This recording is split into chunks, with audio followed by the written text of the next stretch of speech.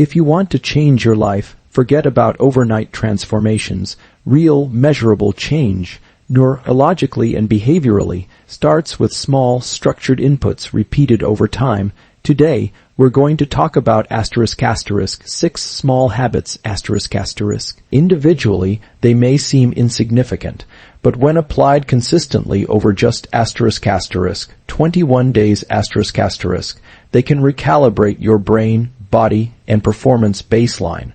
Why 21 days? That's the minimum time your nervous system needs to begin forming durable synaptic connections, what we call the early stages of neuroplasticity.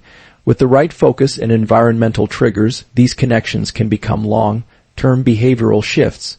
This isn't about height, it's about biology.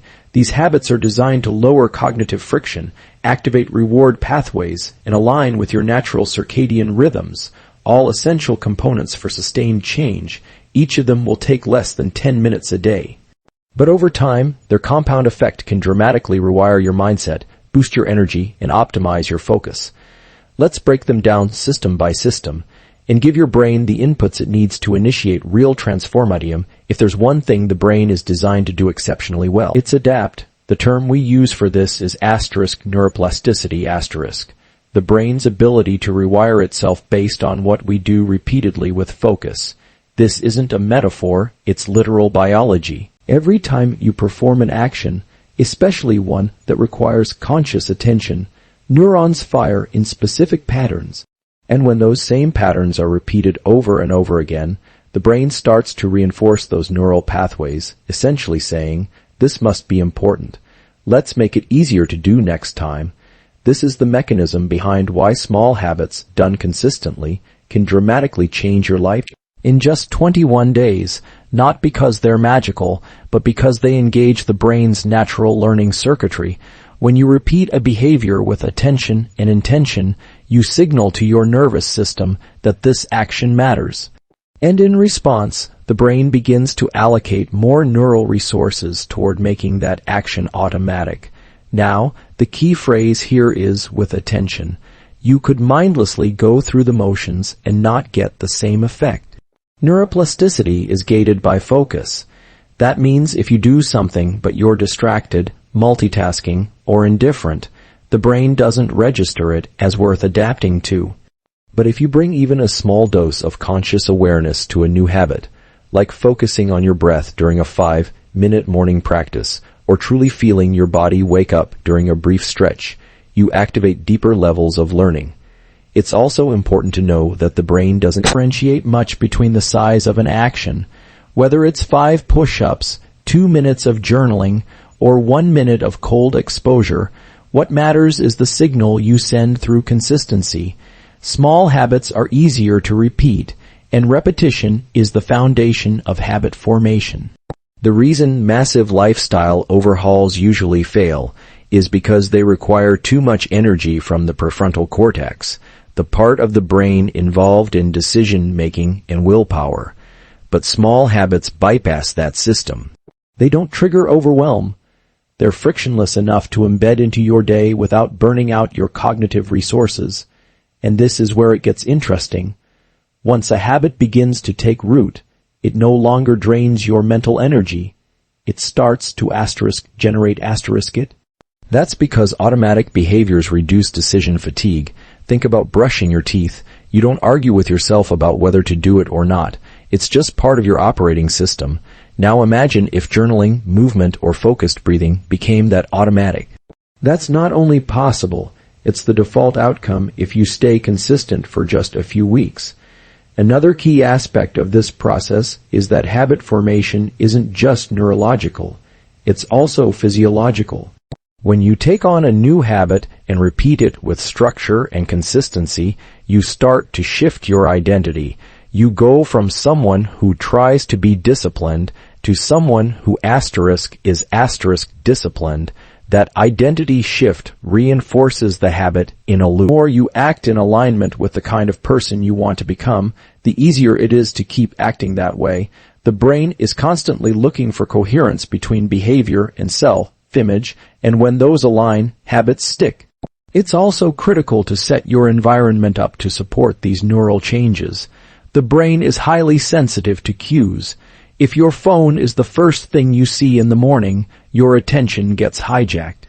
But if you leave a notebook by your bed, a glass of water in the kitchen, or your walking shoes by the door, those visual cues lower the activation energy for taking action. And that's exactly what you want in the early stages of habit formation. Make the desired behavior obvious and the friction minimal. In the context of these 21 days, you don't need to see radical external transformation to know it's working. The changes are happening inside the brain first, subtle at first, but powerful. Dendritic spines grow, synaptic strength increases, neural pathways become more efficient, all from doing small, purposeful actions every day. That's the real power of neuroplasticity. It doesn't demand perfection. It just requires consistency and attention. So when we talk about 6 small habits that can change your life, understand that the first step isn't motivation. It's repetition. Action leads and identity follows. Your brain is watching everything you do, deciding what's worth keeping. Give it something worth wiring in. One of the most misunderstood components of behavior change is motivation. People often believe they need to feel inspired before they can act. But from a biological standpoint, motivation is not something that magically appears. It's something that's built through a feedback loop. And at the center of that loop is a molecule called dopamine. Dopamine isn't just about pleasure. It's fundamentally about motivation, drive, and the pursuit of goals. Understanding how it functions in the brain gives us a real edge when it comes to habit formation. Dopamine is released in anticipation of a reward, not just in the experience of it. That means the very act of taking a step towards something meaningful, no matter how small, can give you a dopamine hit. But here's where it gets powerful. If you consciously acknowledge that small win, like checking off a habit or finishing a brief workout, you reinforce that dopamine spike. That spike doesn't just feel good. It tells your brain, this is valuable, do it again. And that's how a habit begins to loop into the brain's reward circuitry.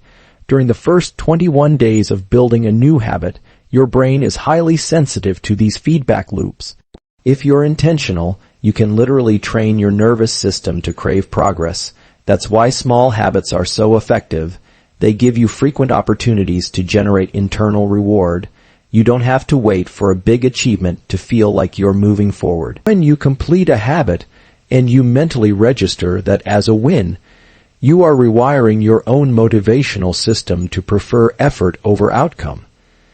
This also explains why consistency beats intensity. If you push too hard on day 1, exhaust yourself, and then fail to follow through, you're not getting sustained dopamine reinforcement.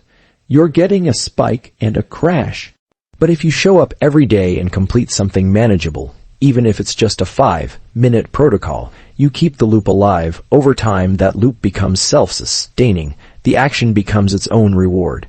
And this is where identity starts to merge with biology. The brain begins to predict dopamine not from external results, but from the habit itself. That's the goal. You want the behavior to feel good, not because of what it gets you, but because of what it represents. Every time you follow through on a habit, your brain sees you as someone who takes action. That identity starts to self-reinforce through dopaminergic signaling. The more you act in alignment with that identity, the more motivation becomes intrinsic. Now, something that's often overlooked is that the dopamine system is highly influenced by novelty. In the early stages of habit formation, everything feels new. You're engaging the system with curiosity, learning, maybe even excitement, but around day 10 to day 14, novelty fades. This is where many people give up, not because the habit isn't working, but because the reward system begins to plateau. The key is to anticipate this. When you feel resistance during that second or third week, it's not a sign to quit. It's a biological checkpoint. If you can push through that phase with consistency, your brain will begin to generate dopamine from the predictability of effort itself. That's when the habit locks in.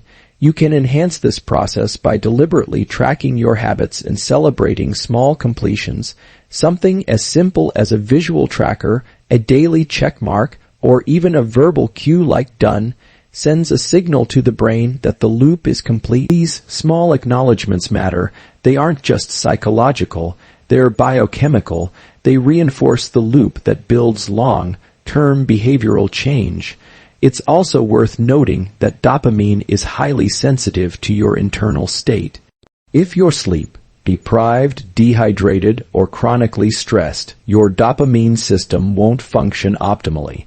That's why foundational behaviors like getting early morning sunlight, hydrating, and moving your body aren't optional. They aren't hacks. They're prerequisites for a brain that can learn and adapt. If your system is under-recovered, no habit will feel good, no effort will seem worth it.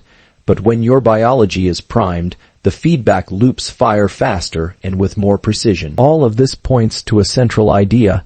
Habit formation is not a test of willpower, it's a training of the reward system.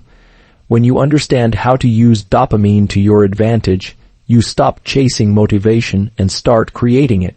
You become someone who acts not because you feel like it, but because you've wired your brain to value the process. And once the process becomes the reward, you're unstoppable. One of the most overlooked reasons people struggle to build new habits is not because the habits are hard, it's brain is overloaded. We live in a world that demands constant decision-making, constant switching of attention, and non-stop inputs. That cognitive load, what your brain has to juggle at any given moment, makes it harder to embed anything new. So when we talk about the power of small habits, what we're really talking about is how to work with the brain, not against it. Simplicity is the leverage point. The human brain operates best when it doesn't have to waste energy making too many decisions. There's a finite amount of willpower and cognitive energy available each day. That's why by the end of the day, it's harder to resist distraction, make smart choices, or stay disciplined. You've already burned through your decision-making bandwidth. But when a habit is small and simple, it reduces friction.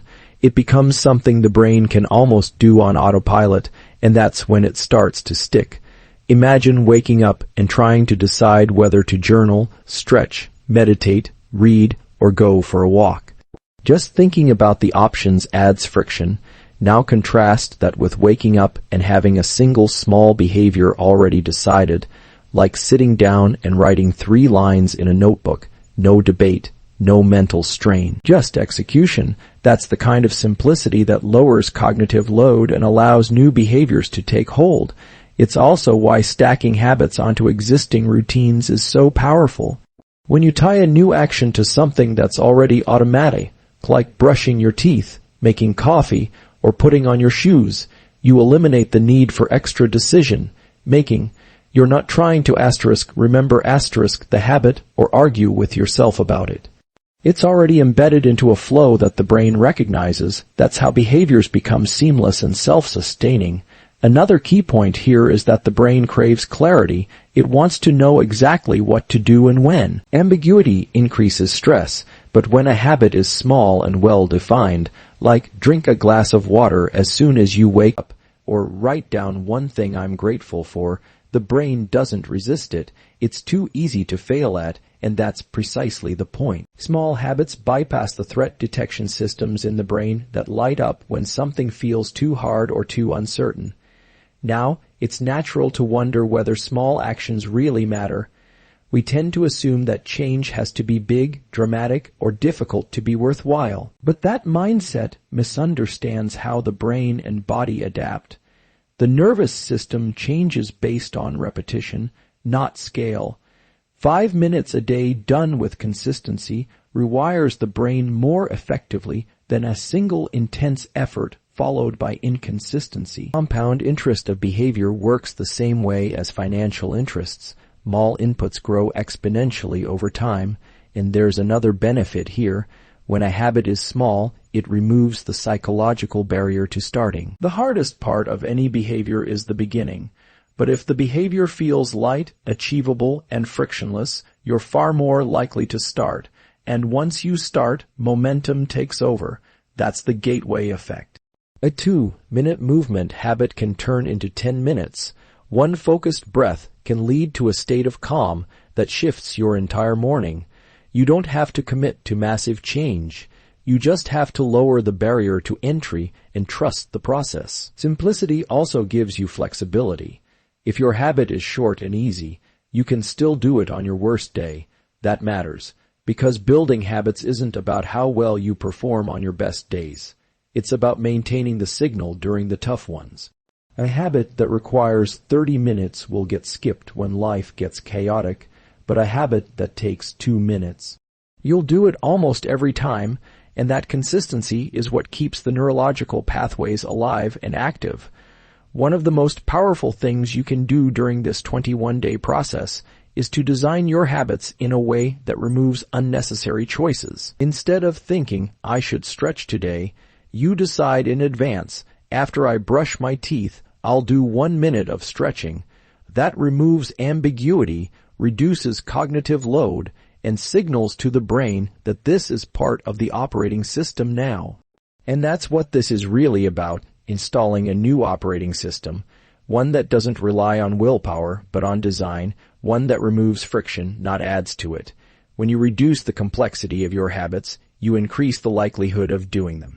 And when that happens day after day, the brain adapts, the behavior becomes who you are, and that's when the real transformation begins.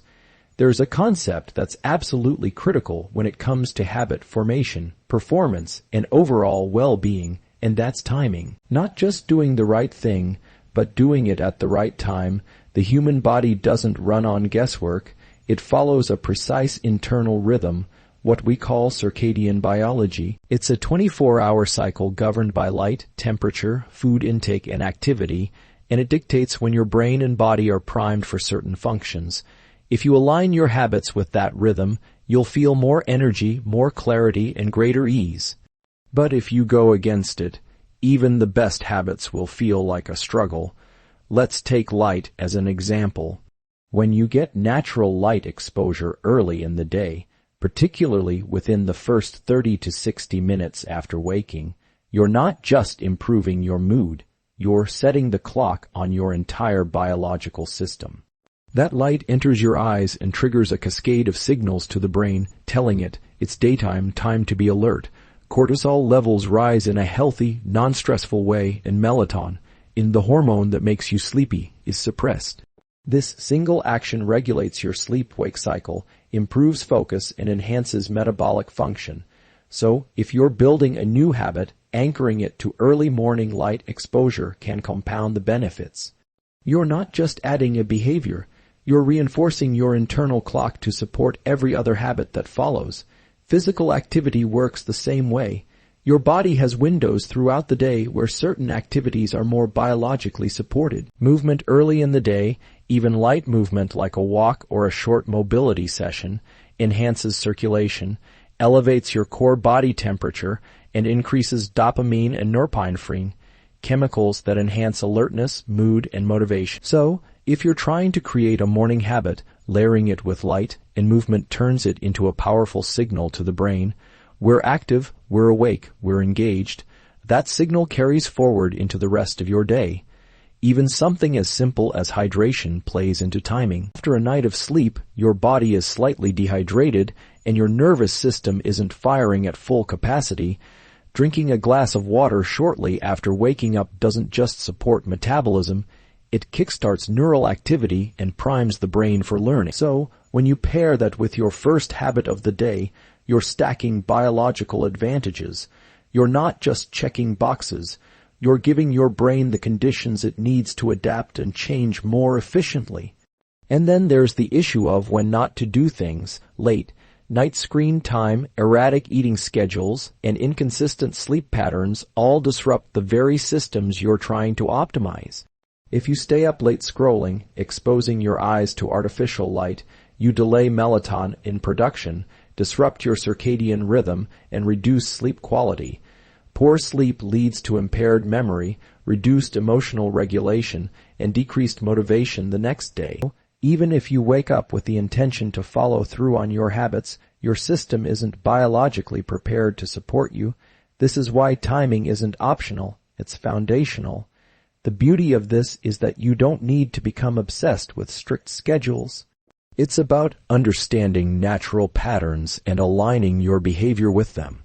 If you consistently go to bed and wake up around the same time, expose yourself to natural light in the morning, move your body early, and avoid overstimulation late at night, you're essentially telling your brain and body, we're in sync. When you're in sync, habits take root faster because the environment, both internal and external, is stable. This is especially important during the first 21 days of building a new habit. The brain thrives on repetition, but it also thrives on rhythm. When your habits show up at predictable times, they stop feeling like choices and start feeling like part of the day's natural flow. That's what consistency really means. Not rigid perfection, but reliable structure. There's a reason elite performers, scientists, and even people recovering from burnout all come back to the same idea. Wake up at the same time, get early light, move your body, and protect your sleep. These are not luxuries. They are fundamental anchors for the brain's ability to learn and change. And when you align your small daily habits with these anchors, you multiply their impact. So as you implement these new behaviors over the next 21 days, don't just focus on what you're doing. Pay close attention to when you're doing it. Because the brain doesn't just respond to input. It responds to input that arrives on time. One of the most underestimated tools for long-term behavior change and mental clarity is reflection. And I don't mean sitting cross-legged for hours or diving into a complicated self-analysis. I'm talking about a simple, structured, and intentional pause. A small space you carve into your day where the brain can process what it's been doing. Because here's the truth. If you're constantly in motion without any checkpoints, the nervous system stays reactive. You may be doing the right things, but without integration, the learning doesn't stick, the motivation plateaus, and the system becomes overloaded. Reflection, when done consistently, allows the brain to extract meaning from action. It strengthens memory pathways and improves decision making. It creates a feedback loop between what you do and what you learn from doing it. And that feedback loop is critical if you want your habits to evolve from mechanical routines into deeply rooted personal frameworks. What's fascinating is that the brain does a version of this naturally during sleep, particularly in deep sleep and REM. That's when neural consolidation happens, memories are formed, emotions are sorted, and patterns are solidified. But during waking hours, especially in a world of constant stimulation, we rarely give the brain that same chance to integrate. So, a deliberate pause, even just 5 minutes at the end of the day, activates parts of the brain responsible for self-evaluation, future planning, and emotional regulation. It's not just about calming down, it's about upgrading the system.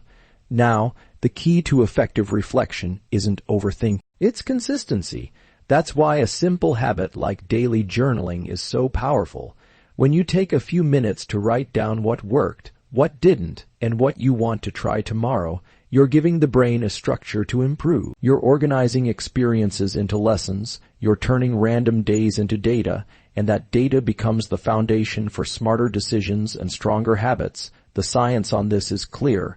Writing activates neural pathways involved in memory, cognition, and emotional processing. Even short reflections, just 2 or 3 sentences, have been shown to reduce stress, increase motivation, and accelerate skill development. And it doesn't need to be poetic. In fact, the more raw and honest it is, the more effective. Today I got distracted. Tomorrow I'll put my phone in another room during work. That's enough. That tells your brain, we're adjusting, we're learning, we're moving forward. And when you combine reflection with tracking, the impact compounds. A simple checkmark system or daily scorecard gives you visual evidence of progress. The brain loves seeing results, but it's not just about achievement, it's about consistency. Progress tracking keeps your habits alive on days when motivation is low because it adds a layer of accountability that's internal. It says, I'm not just doing this to feel good, I'm doing it to become someone consistent. Here's another layer to consider. Reflection regulates your emotional response to setbacks. Without it, failure feels final. But when you reflect, you reframe. You start to see obstacles as part of the process rather than signs to quit. That shift in mindset has a measurable effect on neurochemistry. It reduces cortisol, lowers sympathetic nervous system activation, and increases activity in the prefrontal cortex, the area involved in rational thought and planning. In other words, you regain control. This becomes especially important around days 14 to 18 of any habit-forming cycle. That's often when the initial excitement wears off and challenges start to feel heavier. If you're not reflecting during that window, it's easy to lose direction. But when you pause and ask, what's getting in my way and how can I adapt, you're turning that friction into fuel. You're no longer at the mercy of your mood or circumstances. You're in the driver's seat, adjusting in real time. It's also worth noting that reflection enhances identity. Every time you write down what you did and why it mattered, you're reinforcing your internal narrative. You stop being someone who tries to build habits and start becoming someone who does . And identity, once integrated, is one of the strongest drivers of sustained behavior, because we act in alignment with who we believe we are. Reflection makes that identity visible and tangible. So as you continue through these 21 days, build in space to pause, not to judge yourself, not to overanalyze, but to process. 5 minutes at the end of the day. A few words in a journal, a quick mental recap before bed. These small moments create the architecture for long-term transformation. You're not just reinforcing habits, you're upgrading the way your brain interacts with the world.